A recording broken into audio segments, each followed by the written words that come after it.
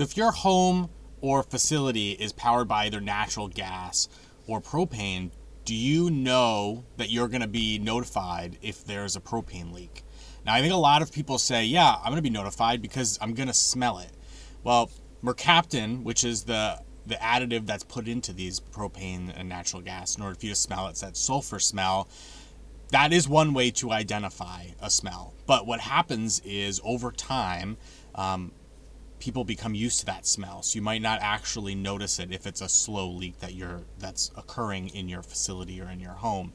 And also, if it's an underground leak, that might cause the mercaptan to actually pull out of the gas. So you won't necessarily smell it. So unfortunately, in the past decade or so, we've seen an increase of these explosions happening in dwelling units and facilities around natural gas and propane and fuel gases in general. So that's where NFPA 715, which is the standard for the installation of fuel gas detection and warning equipment, came from. So the most recent edition, which is the current first edition, the 2023 edition of NFPA 715, provides all the requirement for warning equipment, detection equipment for fuel gas.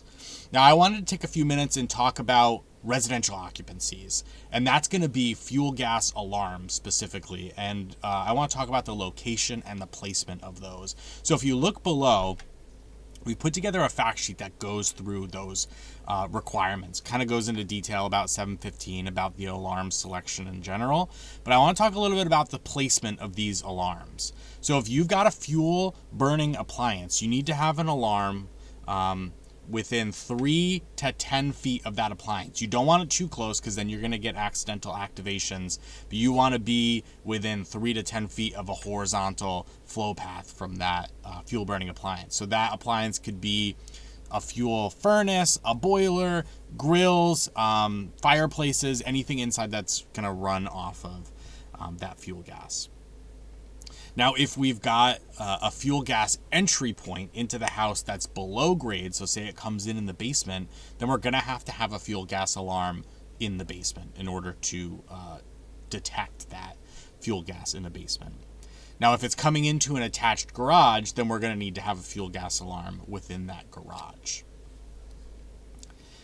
And then if we have sleeping areas, which if we're in a dwelling unit residential occupancy, we're going to have sleeping areas, and this is new construction, we're going to have interconnected alarms, meaning that if my fuel gas alarm goes off, all of the alarms in the home need to go off. They all have to have that same alert tone, whatever the alert tone is for my fuel gas alarm, that needs to go off. And I need to have a fuel gas alarm within the vicinity of that sleeping area in order to awaken the occupants. Now, it's not to detect it there. It's in order to notify the occupants if it's detected where it needs to be placed per those other requirements. So one way you could do that is actually interconnecting it with smoke alarms or something like that. That's within the home. But that is a requirement for new construction. And then finally, I just want to talk about placement. The placement of the fuel gas alarm is dependent on the type of gas that you're trying to detect. Now, if you look below, if it is a natural gas, we need to be within 12 inches of the ceiling or on the ceiling.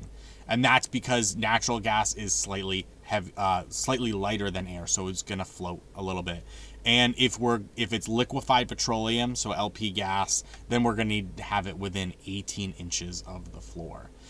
And then one other thing I want to highlight here is if you've got a fuel gas alarm in your home, or if you smell the gas, what do we need to do when we smell gas or we're notified of gas? First thing we need to do, put out any smoking materials, shut off any open flames, don't operate any lights or appliances. You want to get right out of the building, and then shut off the gas supply if you can do that.